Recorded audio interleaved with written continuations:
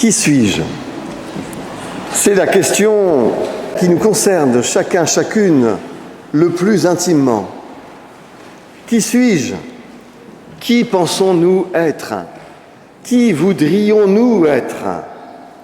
L'identité de chacun, de chacune, constitue une thématique plutôt compliquée, mais ô combien importante et stimulante. Nous en parlons souvent au singulier de notre identité, mais il s'agit évidemment d'une réalité plurielle. Notre identité profonde comporte plusieurs volets. Il y a bien sûr l'identité qui s'affiche sur nos pièces d'identité et autres passeports. Là se dit notre origine, notre genre, notre nationalité et même notre taille et nos empreintes. Mais ce type d'identification ne dit cependant pas grand-chose concernant ce que nous sommes profondément et comment nous nous situons dans l'immensité des possibles et des choix. Comment nous nous situons dans les traits culturels, sociologiques, psychologiques, spirituels, qui sont pourtant au cœur de ce que nous sommes profondément. Qui sommes-nous vraiment? Notre identité est-elle quelque chose de statique ou d'évolutif? Et la foi, est-ce que la foi joue un rôle concernant notre identité? Ou la perception de ce que nous voulons être, pensons être? Au fond, comment fonctionne l'identité? Quels en sont les ressorts? Eh bien, c'est ce que je nous propose de méditer ce matin, alors que nous venons de célébrer le baptême dont l'apôtre Paul, dans le texte que nous avons lu aux Galates, nous dit que le baptême dévoile notre identité profonde. Il est devenu classique, oui, très classique, parmi les penseurs et les thérapeutes, de recourir au concept de la phénoménologie pour se repérer dans ce dossier complexe de l'identité. Et il y a deux concepts phares qui reviennent dans les publications érudites depuis que Paul Ricoeur, le grand philosophe, les a rapprochés ensemble de façon originale. Il y a le concept de l'identité substantielle, c'est pas bien compliqué à apprendre, l'identité substantielle, et il y a le concept de l'ipséité, dont je vais expliquer de quoi il est question. Le concept de l'identité substantielle, le philosophe Paul Ricoeur l'appelle l'identité idem, ou bien la mêmeté. Et l'ipséité vient du latin ipse, qui veut dire soi-même. Pour définir un peu plus ces mots, commençons par l'identité substantielle, ou idem, ou mêmeté. Chacun, chacune l'expérimente. En nous, il y a des caractères hérités, des caractères permanents. Il y a de la permanence dans ce que nous sommes. Le patrimoine génétique qui nous attribue une paire de chromosomes XX ou XY. Il y a notre couleur de cheveux ou de peau. Il y a notre taille, bien qu'en vieillissant, on a tendance à se courber. Il y a certains traits de caractère qui font de nous des êtres spontanés, solaires, ou au contraire des êtres lunaires, taciturnes, réservés. Oui, en nous, il y a de la permanence, de l'hérité, de la mêmeté, quels que soient nos âges successifs et quelles que soient nos évolutions. Il y a en nous de la permanence. Toutefois, chacun, chacune l'expérimente aussi. Il y a pour nous tous et nous toutes en nous de l'évolution. Il y a en nous du changement qui nous transforme parfois du tout au tout à l'échelle d'1 ou 2 décennies. Nous ne sommes assurément plus les mêmes à 40 ans qu'à 10 ans, à 50 ans ou à 70 ans. La vie et toutes sortes d'expériences et de rencontres nous transforment culturellement, sociologiquement, intellectuellement, psychologiquement, politiquement, et même parfois religieusement. Nous pouvons naître dans un milieu conformiste, puritain, et achever notre parcours existentiel dans un milieu libéral et libertin. Mais le contraire se produit aussi souvent. Les orientations philosophiques, politiques, religieuses et même sexuelles ou de genre se produisent et transforment les cours et les modes d'existence. Bref, il y a en nous de la permanence, mais il y a aussi en nous du changement. Or, malgré ce changement qui fait de nous des êtres toujours en train de se réaliser, toujours en train de devenir, nous percevons et nous ressentons une certaine continuité de nous-mêmes à nous-mêmes en nous.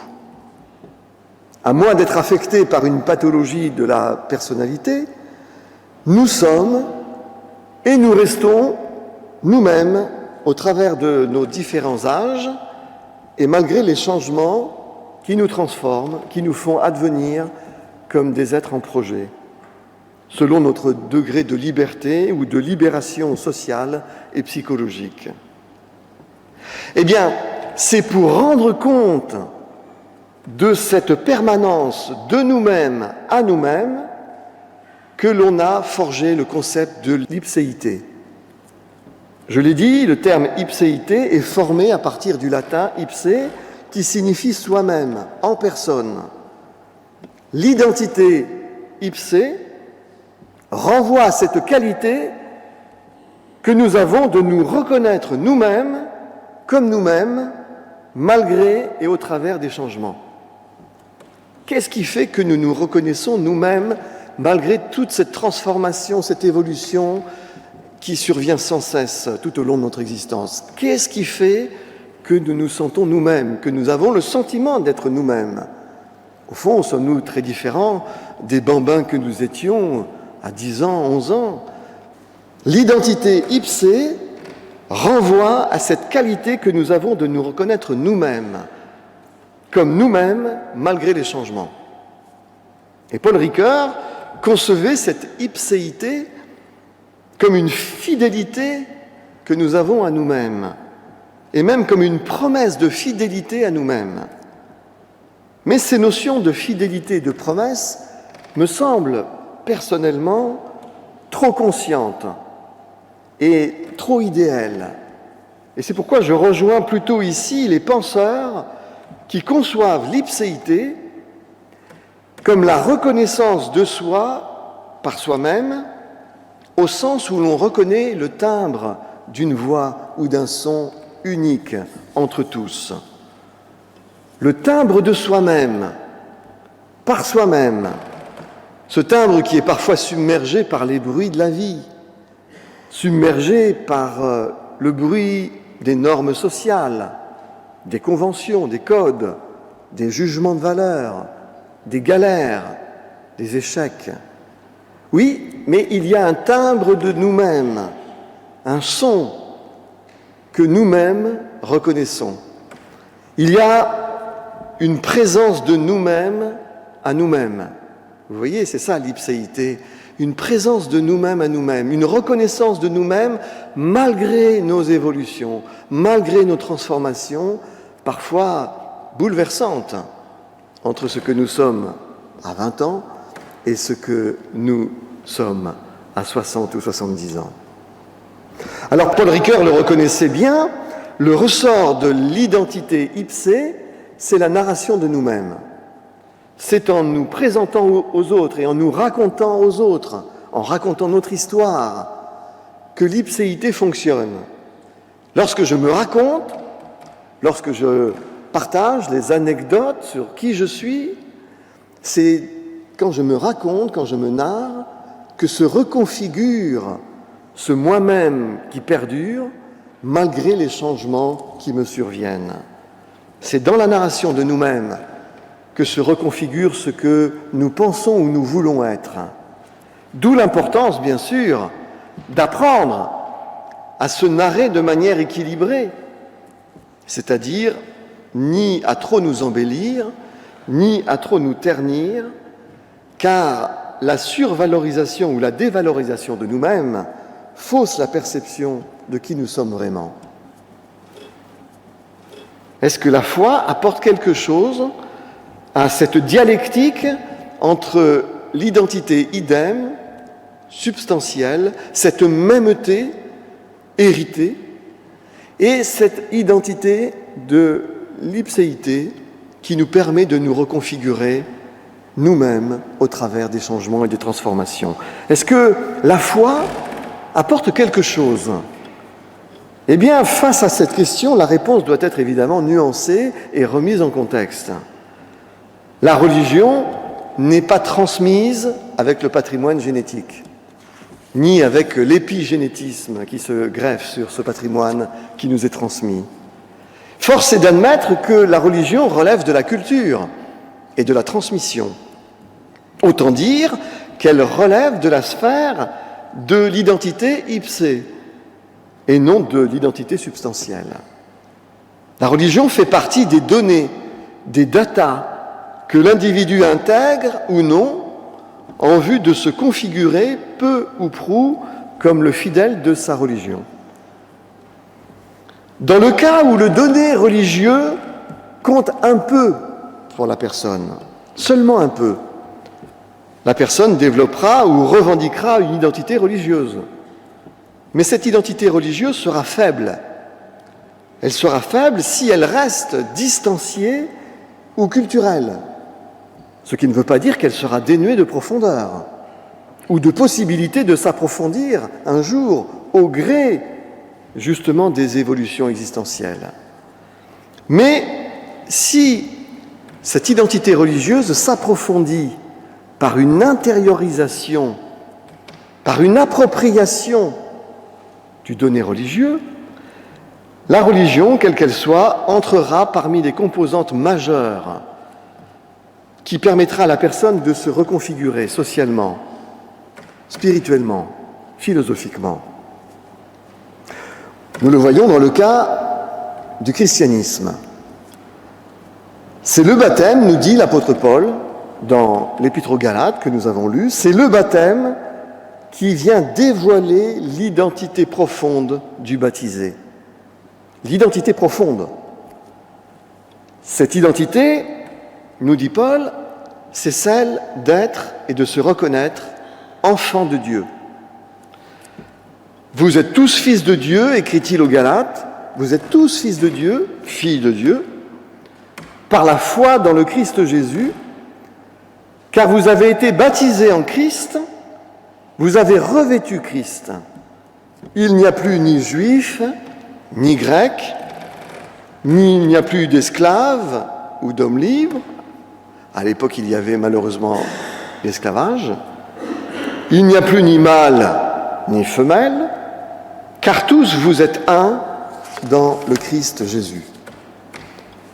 Notons que ce n'est pas l'identité de l'Église dans laquelle on est baptisé que le baptême confère. Ce n'est pas le baptême qui nous fait catholiques, protestants ou orthodoxes. Nous ne sommes pas baptisés catholiques, nous ne sommes pas baptisés protestants et nous ne sommes pas baptisés orthodoxes ou anglicans. Les identités ecclésiales, confessionnelles, comptent bien sûr sur les plans spirituels, sociaux, psychologiques, et elles ajoutent encore de la complexité à cette épaisseur identitaire que nous traînons et portons avec nous. Mais ce n'est pas l'identité confessionnelle, ce n'est pas l'identité ecclésiale que dévoile le baptême chrétien. L'identité que nous donne, que nous dévoile le baptême, c'est l'identité d'être et de se reconnaître enfant de Dieu. Enfant de Dieu de la nouvelle alliance en Jésus-Christ. Cette identité chrétienne n'exclut pas que d'autres enfants de Dieu puissent avoir une autre identité spirituelle, confessionnelle. Dieu a heureusement des enfants, beaucoup d'autres enfants, en dehors du christianisme. Il faut sortir de la rivalité ou de la concurrence des identités spirituelles. Et c'est à cela que travaille le dialogue interreligieux, qui ne vise pas à niveler ou à syncrétiser les identités, mais au contraire à les identifier et à voir ce qu'elles ont de spécifique. Identité juive, identité musulmane, identité des religions non monothéistes. Dieu a des enfants dans beaucoup d'autres religions, et même au-delà de toutes les religions, mais le baptême dévoile aux chrétiens une identité profonde qui est l'identité d'être enfant de Dieu. Cette identité ne fait pas table rase sur la mêmeté de l'identité substantielle, ni table rase de l'identité ipsée. Mais cette identité de se reconnaître enfant de Dieu contribue au contraire à reconfigurer la personne dans son devenir par les valeurs qu'elle apporte à l'identité substantielle et à l'identité ipsée. En effet, lorsque Paul écrit dans ce texte fantastique, un des plus beaux du Nouveau Testament, quand Paul écrit « En Christ, il n'y a ni juif, ni grec, ni esclave, ni homme libre, ni mâle, ni femelle, car vous êtes tous un dans le Christ. » Paul est en train de dire que les identités de genre, mâle, femelle, qui nous constituent, les identités de classe sociale, esclave, libre, plombier, intellectuel, ceci, astronaute, ainsi que les identités ethniques et religieuses, juifs, grecs, protestants, catholiques, américains. Oui, toutes ces identités qui sont importantes, qui nous constituent, qui sont substantielles ou qui sont ipsées. Eh bien, le baptême vient nous dire qu'elles sont importantes, mais qu'il faut les regarder comme secondaires par rapport à l'identité fondamentale que constitue l'identité d'être enfant de Dieu et que dévoile le baptême. Et Luc l'avait bien compris. Et c'est pourquoi il nous présente la généalogie de Jésus, ascendante, au chapitre 3, comme se terminant non pas par Adam, mais se terminant par Dieu. Jésus, fils de Joseph, fils d'un tel, etc. Tout le monde y passe, tous les grands personnages de l'Ancien Testament y passent. Et Luc conclut, fils d'Adam, fils de Dieu. L'identité fondamentale du chrétien et de la chrétienne, comme pour Jésus, c'est d'être fils ou fille de Dieu. Voilà ce que dévoile le baptême. Il nous dévoile une identité plus fondamentale que celle de notre nationalité, de notre couleur de peau, de notre genre même. L'identité première d'être enfant de Dieu. Jésus était fils de Dieu et nous sommes filles et fils de Dieu. Cette identité n'abroge pas, nous l'avons dit, les autres volets de notre identité, mais elle est première, fondamentale. C'est pour ça que Luc la place au tout début de l'ascendance de Jésus. Elle a la vertu, cette identité d'être enfant de Dieu, de se reconnaître enfant de Dieu, elle a la vertu de nous aider à ne jamais nous réduire, ce que nous faisons trop souvent, de nous réduire à notre genre, de nous réduire à notre couleur, à nous réduire à notre nationalité. L'identité d'enfant de Dieu, elle nous aide à ne pas nous réduire à notre genre, à notre ethnie, à notre couleur de peau, à notre classe sociale, à notre culture, à notre religion, à nos réussites et à nos échecs. Nous sommes au bénéfice du pardon originel. Nous sommes au bénéfice de la grâce imprenable de Dieu qui nous est donné dès l'origine. Quelles que soient les couches d'identité, chers amis, que nous portons de manière substantielle ou par le travail de l'ipséité qui nous a aidés à nous reconfigurer, quelles que soient les couches d'identité et leur importance pour dire qui nous sommes, l'identité d'enfant de Dieu, que signifie et dévoile le baptême, nous transmet ces valeurs qui nous aident à nous reconfigurer sans nous réduire à nos identités substantielles ou ipsées, en vue bien sûr de faire grandir en nous l'être nouveau que l'Évangile suscite et que l'Esprit Saint conduit. C'est cette identité, Jean-Baptiste et Juliette, cette identité profonde, l'identité dévoilée par le baptême, d'être et de se reconnaître enfant de Dieu, c'est cette identité que vous aurez à faire connaître à Juliette comme à Théodore, comme nous autres, nous avons à la faire connaître à nos enfants. C'est cette identité qui doit être le cœur de la catéchèse chrétienne. Elle est une bénédiction, cette identité profonde, car elle nous aide à ne pas nous réduire à ce que nous pensons être ou voulons être, mais elle nous ramène à cette idée de la grâce et de la bienveillance de Dieu. Elle est une bénédiction. Qu'elle fasse pour nous toutes et nous tous notre joie. Amen.